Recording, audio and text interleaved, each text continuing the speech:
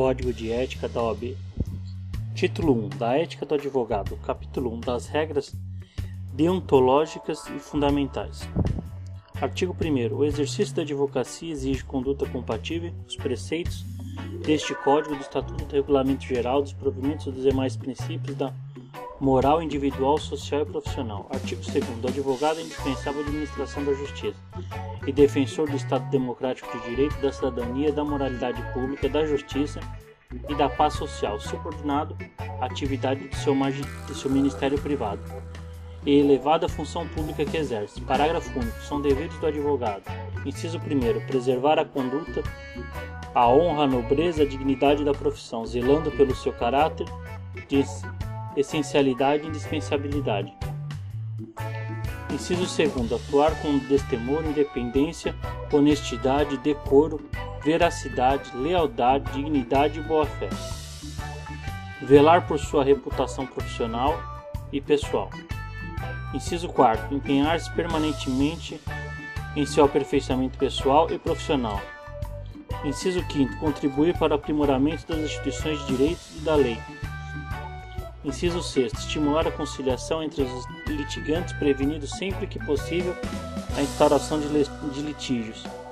Inciso 7º, aconselhar o cliente não ingressar em aventura judicial.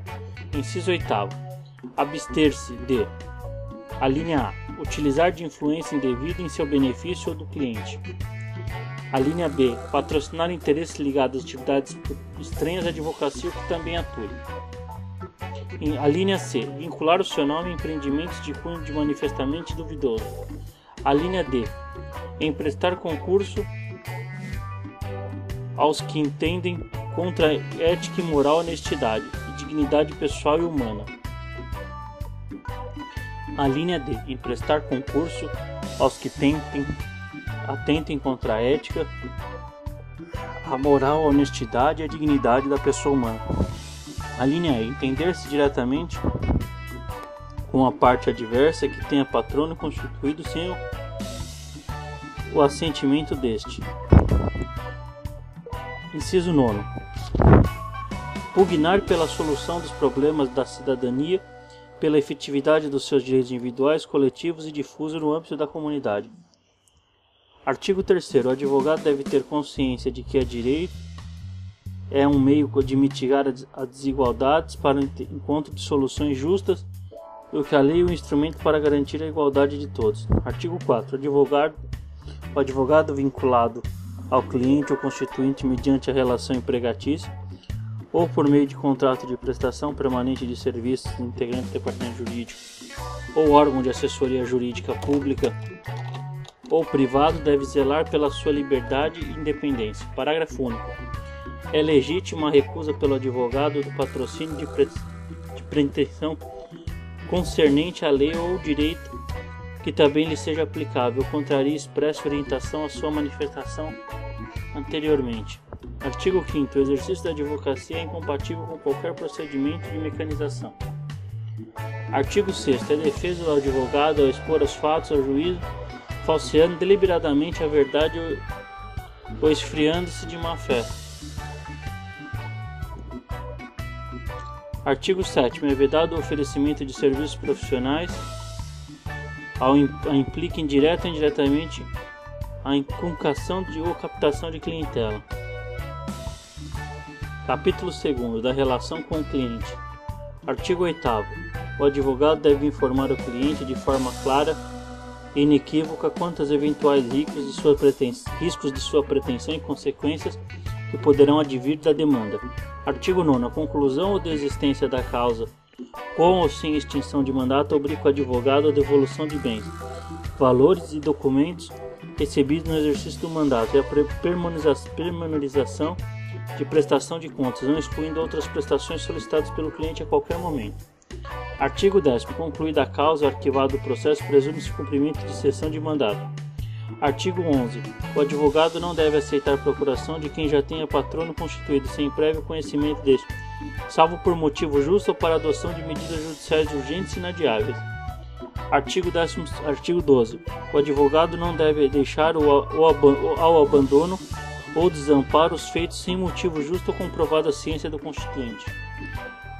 Artigo 13. A renúncia do patrocínio implica na omissão do motivo de constituidade e responsabilidade profissional do advogado ou escritório de advocacia durante o prazo estabelecido em lei. Não exclui, todavia, a responsabilidade pelos danos causados dolosa ou culposamente aos clientes ou aos terceiros. Artigo 14. A revogação do mandado judicial por vontade do cliente não a desobriga do pagamento de verbas honorárias contratadas, bem como não retira o direito do advogado de receber o quanto lhe seja devido em eventual verba honorária de sucumbência, calculada proporcionalmente em face de serviço efetivamente prestado. O mandado judicial ou extrajudicial deve ser outorgado individualmente aos advogados que integram a sociedade que façam parte. Será exercido o interesse de cliente respeitando a liberdade de defesa. Artigo 16. O mandado judicial ou extrajudicial não se extingue pelo decurso do tempo, desde que na permanência da confiança recíproca entre os advogados e o outorgante e o seu patrono interessa a causa. Artigo 17. Os advogados integrantes da mesma sociedade profissional reunidos em caráter permanente para a recuperação de recíproca não podem representar em juízo clientes com interesses opostos. Artigo 18. Sobrevindo conflitos de interesses dos seus constituintes e não estando em acordos os interessados com a devida prudência e discernimento, optará o advogado por um dos mandados renunciado aos demais, resguardando o sigilo profissional. Artigo 19. O advogado que postular em nome de terceiro contra ex-cliente ou ex-empregador judicial ou extrajudicialmente deve resguardar o segredo profissional e as informações reservadas ou privilegiadas que lhe tenham sido confiadas.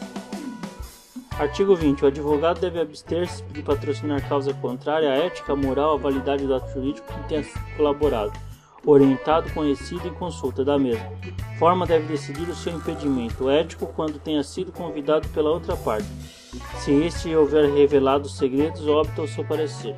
Artigo 21.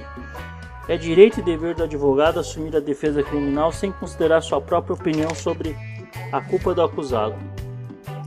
Artigo 22. O advogado não é obrigado a aceitar a imposição do seu cliente, que pretenda ver com ele atuando ou outros advogados, nem aceitar a indicação de outro profissional para que com ele trabalhar no processo. Artigo 23. A defesa ou advogado funcionar no mesmo processo simultaneamente, como patrono e preposto do empregador ou cliente.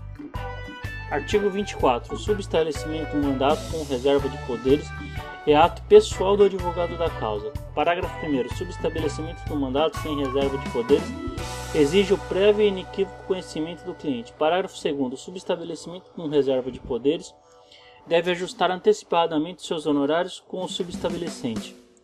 Capítulo 3. Do sigilo profissional. Artigo 25. O sigilo profissional é inerente à profissão, impondo-se ao seu respeito, salvo grave ameaça ao direito à vida, à honra ou quando o advogado se veja afrontado pelo próprio cliente em defesa própria, que tenha que revelar segredo, porém sempre restrito ao interesse da causa.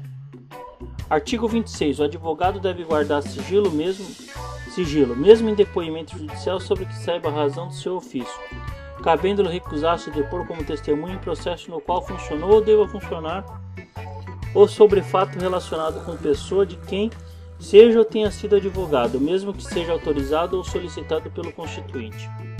Artigo 27. As confidências feitas pelo advogado pelo cliente podem ser utilizadas no limite das necessidades da defesa, desde que autorizado aquele pelo constituinte. Parágrafo único. Presume-se confidências, comunicações epistulares entre advogados e cliente, as quais não podem ser reveladas a terceiro. Capítulo 4. Da publicidade. Artigo 28. O advogado pode anunciar os seus serviços profissionais individual ou coletivamente, com discrição e moderação, para finalidade exclusivamente informativa, vedada a divulgação em conjunto com outra atividade. Artigo 29. O anúncio deve ser mencionado o nome completo do advogado e o número de inscrição da OAB, podendo fazer referência a títulos ou qualificações profissionais, especialização técnico-científica e associações culturais e científicas, endereços, horários de expediente, meios de comunicação, vedada sua veiculação pelo rádio e televisão, e a denominação fantasia. Parágrafo 1º. Títulos de qualificação profissionais são relativos à profissão de advogado, conferidos pela Universidade de Ensino reconhecida. Parágrafo 2º. As especialidades são os ramos que o direito, assim entendidos pelos doutrinadores ou legal reconhecidos. Parágrafo 3º. Correspondências, comunicados, publicação versando sobre a constituição e colaboração, composição e qualificação de componentes de escritórios e especificação de especialidade profissional, bem como boletins informativos e comentários sobre a legislação, somente podem ser fornecidos a colegas e clientes ou pessoas que solicitem ou autorizem previamente. Parágrafo 4º. O anúncio de advogado não deve mencionar direta ou indiretamente qualquer cargo, função pública e relação de emprego e patrocínio que tenha exercido, passível de captar clientela. Parágrafo 5º. O uso das expressões escritório de advocacia ou sociedade de advogados deve estar acompanhado da inscrição do número de registro na OAB ou do nome e número de inscrição dos advogados que integrem. Parágrafo 6º. O anúncio no Brasil deve adotar o idioma português e, quando o idioma estrangeiro, deve estar acompanhado da respectiva tradução. Artigo 30º. O anúncio sobre forma de placas na sede profissional ou na residência do advogado deve observar descrição quanto ao conteúdo, forma e dimensões, em qualquer aspecto mercantilista vedada a utilização de outdoor ou equivalente. Artigo 31º. O anúncio não deve conter fotografias, ilustrações, cores, figuras, desenhos, logotipos, marcas ou símbolos incompatíveis com a sobriedade da advocacia, sendo proibido o uso de símbolos oficiais dos que sejam utilizados pela Ordem dos Advogados do Brasil. Parágrafo 1º. São vedadas referências aos valores, serviços, tabelas de gratuidade, forma de pagamento, termos e expressões postos em iludir ou confundir o público, informações e serviços jurídicos, suscetíveis a implicar direta ou indiretamente a captação da causa ou clientes, bem como a manutenção do tamanho e da qualidade da estrutura da sede profissional. Parágrafo 2º. Considera moderado o anúncio profissional que o advogado, mediante remessa e correspondência a uma coletividade, salvo para comunicar clientes e colegas da instalação ou mudança de endereço ou indicação expressa do seu nome e escritório em partes externas do veículo de serviço, ou a inserção de seu nome no anúncio relativo a outras atividades não advocatícias, faça parte deles ou não.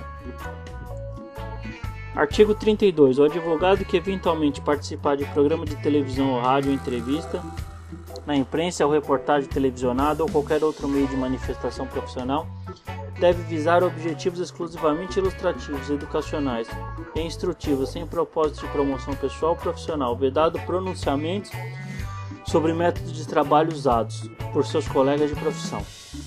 Parágrafo único. Quanto ao convidado para manifestação pública por qualquer modo de forma visando esclarecimento de tema jurídico, interesse geral, deve o advogado evitar insinuações da promoção pessoal ou profissional, bem como o debate de caráter sensacionalista. Artigo 33. O advogado deve abster-se de, inciso 1º, responder com habitualidade consultas sobre matérias jurídicas nos meios de comunicação ou promover-se profissionalmente. Inciso 2º. Debater com qualquer veículo de divulgação sobre causa de seu patrocínio ou patrocínio de colega. Parágrafo 3º. Abordar tema de modo de comprometer a dignidade da profissão e instrução de outro que o congrega. Parágrafo 4º. Inciso 4º. Divulgar ou deixar de ser divulgada a lista de clientes demandados. Inciso 5. Insinuar-se para reportagens e declarações públicas. Artigo 34. A divulgação pública pelo advogado de assuntos técnicos ou jurídicos que tenha ciência em razão do exercício profissional como advogado constituído, assessor jurídico ou parecerista deve limitar-se aos aspectos que não quebrem ou violem segredo ou sigilo profissional. Capítulo 5. Dos honorários profissionais. Artigo 35. Os honorários advocatícios e sua eventual correção, bem como a majoração decorrente de aumentos dos atos judiciais que advirem como necessário, deve ser previsto em contrato escrito, em qualquer que seja o objeto e o meio de prestação de serviço profissional, contendo todas as especificações de pagamento, inclusive caso de acordo. Os honorários de sucumbência não excluem contratos, porém devem ser levados em conta o acerto final com o cliente constituinte, sempre na presença que é ajustado à aceitação de causa. A compensação ou desconto de honorários contratados e valores devem ser entregues ao constituinte. O cliente só pode ocorrer se houver prévia autorização ou previsão contratual. A forma e as condições de resgate de encargos gerais e judiciais e extrajudiciais, inclusive eventual remuneração de outro profissional advogado ou não desempenho de serviço auxiliar, ou complementar técnica especializada ou incumbência pertinente a fora da comarca deve integrar as condições gerais do contrato. Artigo 36. Os honorários profissionais devem ser fixados com moderação, atendidos os elementos seguintes. Inciso 1. A relevância, o vulto e a complexidade e a dificuldade das questões ressalvadas. Inciso 2. O trabalho, o tempo necessário e a responsabilidade do tempo necessário. Inciso 3. A possibilidade de ficar o advogado impedido de intervir em outros casos ou de se desvir com outros clientes, desavir com outros clientes ou terceiro. Inciso 4. O valor da causa e a condição econômica do cliente e o proveito para ele resulta do serviço profissional. Inciso 5. O caráter de intervenção conforme trate o serviço do cliente avulso, habitual ou permanente. Inciso 6. O lugar de prestação de serviço fora ou não do domicílio do advogado. Inciso 7. A competência e o renome do profissional. Inciso 8. A praxe do foro sobre os trabalhos análogos. Artigo 37. Em face de imprevisibilidade do prazo de tramitação da demanda, devem ser delimitados os serviços profissionais a se prestem no procedimentos preliminares judiciais ou conciliatórios, a fim de que outras medidas solicitadas ou necessárias incidentais, não diretas ou indiretas, decorrem de causas que possam ter novos honorários e estimar da mesma forma receber o constituinte ou cliente a concordância verbal. Hábil. Artigo 38. Na hipótese de adoção de causa quota litis, os honorários devem ser necessariamente representados por pecúnia e, quando acrescido dos honorários de sucumbência, não pode ser superior à vantagem advina em favor do constituinte do cliente. Parágrafo único. A participação do advogado em bens particulares de cliente comprovadamente sem condições pecuniárias só é tolerada em caráter excepcional, desde a contratada por escrito. Artigo 39. A celebração de convênios para a prestação de serviços jurídicos com a redução de valores estabelecidos na tabela de honorários implica na captação de clientes ou causa, salvo se as condições particulares e necessárias e dos clientes puderem ser demonstrada com a devida antecedência do respectivo Tribunal de Ética e Disciplina. Deve analisar a sua oportunidade. Artigo 40. Os honorários advocatícios devidos ou fixados em tabelas no regime de assistência judiciária não podem ser alterados no quanto estabelecido, mas a verba honorária decorrente da sua sucumbência pertence ao advogado. Artigo 41. O advogado deve evitar aviltamento de valores de serviços profissionais, não os fixando de forma irrisória ou inferior ao mínimo fixado pela tabela do honorário, salvo motivo plenamente justificável. Artigo 42. O crédito por honorário advocatício, seja do advogado autônomo, seja de sociedade de advogados, não autoriza o saque de duplicatas ou qualquer outro título de crédito da natureza mercantil, exceto a emissão de fatura, desde que constitui exigência do constituinte ou assistido decorrente do contrato escrito, vedada a tiragem de protesto. Artigo 43. Havendo a necessidade de arbitramento e cobrança judicial, os honorários advocatícios devem o advogado renunciar ao patrocínio de causa, fazendo representar por um colega. Capítulo 6. Do dever de urbanidade. Artigo 44. Deve o advogado tratar o público, os colegas, as autoridades e os funcionários do juízo com respeito e discrição, independentemente exigido qual tratamento e zelando pelas prerrogativas que tem direito. Artigo 45. Impõe-se ao advogado lhaneza, emprego de linguagem escorreita e polida, esmero e disciplina na execução dos serviços. Artigo 46. O advogado, na condição de defensor nomeado, conveniado dativo, deve comportar-se com zelo, empenhando-se para que o cliente sinta amparado e que tenha expectativa de regular desenvolvimento da demanda. Capítulo 7. Das disposições gerais. Artigo 47. A falta ou a inexistência neste Código de definição e orientação sobre a questão de ética profissional que lhe seja relevante para o exercício da advocacia ou dele advenha em seja consulta ou manifestação do Tribunal de Ética e Disciplina do Conselho Federal. Artigo 48. Sempre que tenha conhecimento de transgressões de norma deste Código, o Estatuto, o Regulamento Geral, dos provimentos do Presidente dos Conselhos Seccionais da Subseção do Tribunal de Ética e Disciplinar, deve chamar a atenção do responsável para o dispositivo violado, sem prejuízo de instauração de competente procedimento para apuração de infrações e aplicação das penas contidas. Título 2. Do processo disciplinar. Capítulo 1. A competência do Tribunal de Ética e Disciplina.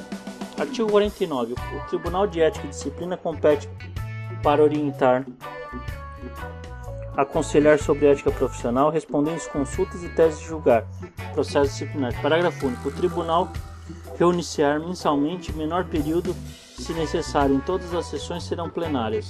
Artigo 50. Compete também ao Tribunal de Ética e Disciplina, inciso 1º, reinstaurar de ofício processos competentes sobre ato ou matéria que considere passivo, figurar em tese, infração a princípio de norma ética profissional. Inciso 2. Organizar, promover e desenvolver cursos, palestras, seminários e discussões a respeito de ética profissional, inclusive junto a cursos jurídicos, visando a informação da consciência dos futuros profissionais, para que os problemas fundamentais da ética. Inciso 3. Terceiro, expedir provisões e resoluções sobre o modo de proceder em caso previsto nos regulamentos e costume do foro.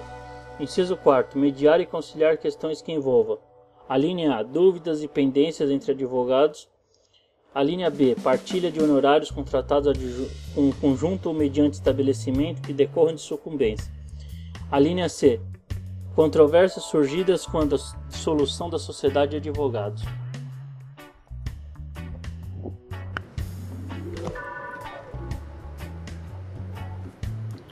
Capítulo 2. Dos procedimentos. Artigo 51. O processo disciplinar instaura-se de ofício ou mediante representação dos interessados, que não pode ser anônimo. Parágrafo 1º. Recebida a representação, o presidente do Conselho Seccional ou da subseção, quando esta dispuser de conselho, designa relator um dos seus integrantes para presidir a instrução processual. Parágrafo 2º. O relator pode propor ao presidente do Conselho Seccional ou da subseção arquivamento da representação, quando estiver desconstituída dos pressupostos de admissibilidade. Parágrafo 3º. A representação contra membros do Conselho Federal e presidentes dos Conselhos Seccionais é processada e julgada pelo Conselho Federal. Artigo 52. Compete ao relator do processo disciplinar determinar a notificação dos interessados para esclarecimentos ou dos representados para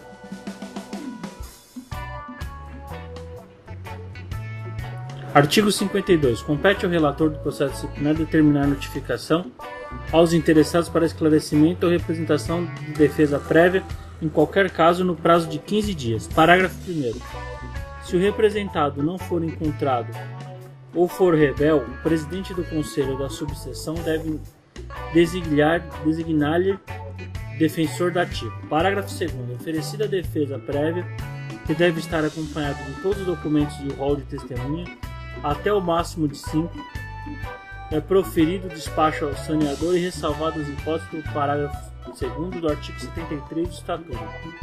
Designada, se reputada necessária a audiência para oitiva de interessado, o representado e das testemunhas, o interessado e o representante deverão incumbir-se do comparecimento de suas testemunhas e não sequer preferem suas intimações pessoais, o que deverá ser requerido na representação e na defesa prévia.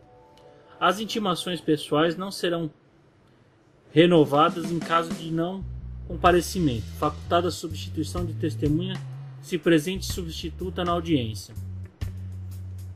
Parágrafo 2º. Com a redação determinada pelo Conselho Pleno do Conselho Federal da OAB, a sessão plenária no dia 9/12/2002.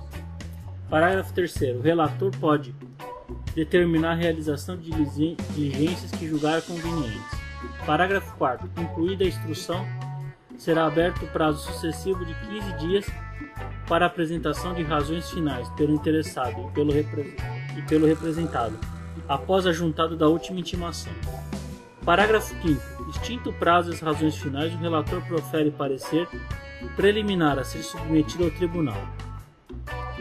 Artigo 53. O presidente do tribunal, após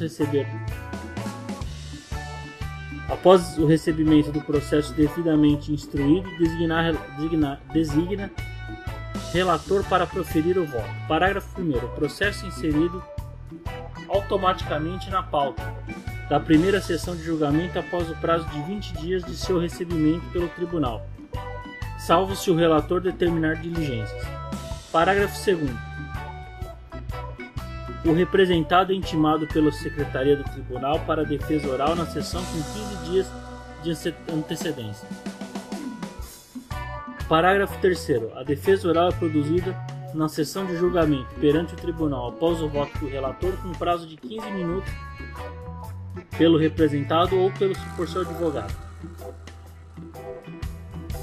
Artigo 54.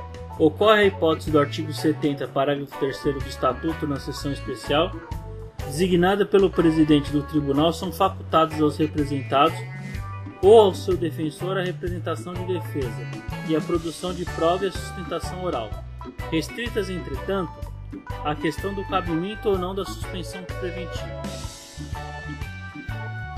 Artigo 55. O expediente submetido à subseção do tribunal é autuado pela secretaria, registrado em livro próprio e distribuído às sessões do Tribunal de Julgadores, quando houver. Artigo 56. As consultas formuladas recebem atuação em apartado e este processo são designados relator e revisor pelo presidente. Parágrafo 1º. O relator e o revisor têm prazo de 10 dias cada um para elaboração de seus pareceres, apresentando-se na primeira sessão seguinte para julgamento. Parágrafo 2º. Qualquer dos membros pode pedir vista do processo pelo prazo de uma sessão, desde que a matéria não seja urgente, caso em que exame deve ser procedido durante a mesma sessão, sendo vários os pedidos, a Secretaria providencia a distribuição do prazo, proporcionalmente entre os interessados.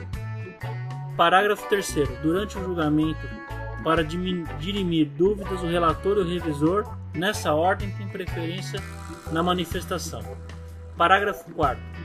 O relator permitirá aos interessados produzir provas e alegações arrazoados e respeitados o rito sumário atribuídos por este Código. Parágrafo 5º. Após o julgamento, os autos vão ao relator designado ou ao membro que tiver parecer vencedor pela lavratura de acordo, contendo emenda a ser publicada no órgão oficial do Conselho Seccional. Artigo 57. Aplica-se ao funcionamento das sessões do Tribunal o procedimento adotado no regimento interno do Conselho Seccional. Artigo 58. Comprovados os interessados no processo nele tenham intervido de modo temerário, consentido a emulação ou procrastinação, tal fato caracteriza a falta ética e possível de punição. Artigo 59. Considera a natureza de infração ética cometida, o tribunal pode suspender temporariamente a aplicação das penas, as penas de advertência e censura impostas, desde que o infrator primário, dentro do prazo de 120 dias, passe a frequentar e conclua comprovadamente curso, simpósio, seminário ou atividade equivalente sobre ética profissional do advogado, realizado por entidade de notória idoneidade. Artigo 60. Os recursos contra a decisão do Tribunal de Ética e Disciplina ao Conselho Seccional regem-se pela disposição geral do Estatuto, o Regulamento Geral e o Regimento Interno do Conselho Seccional. Parágrafo único. O Tribunal dará conhecimento de todas as suas decisões ao Conselho Seccional para que determine periodicamente a publicação de seus julgados. Artigo 61. Cabe revisão do processo disciplinar na forma prescrita no artigo 73, parágrafo 5º do Estatuto. Capítulo 3. Das disposições gerais e transitórias. Artigo 62. O Conselho Seccional deve oferecer os meios de suporte imprescritíveis para o desenvolvimento das atividades do Tribunal. Artigo 63. O Tribunal de Ética e Disciplina deve organizar o seu regimento interno a ser submetido ao Conselho Seccional e após o Conselho Federal. Artigo 64. A pauta de julgamento do Tribunal é publicada em órgão oficial do Conselho Seccional com antecedência de 7 dias, devendo ser dada Prioridade aos julgamentos para os interessados que estiverem presentes. Artigo 65. As regras desse código obrigam igualmente a sociedade de advogados e de estagiários no que lhes forem aplicáveis. Artigo 66. Este código entra em vigor em todo o território nacional da data da sua publicação, cabendo aos conselheiros federal e seccional das associações da OAB promover a sua ampla divulgação, revogados e as disposições em contrário.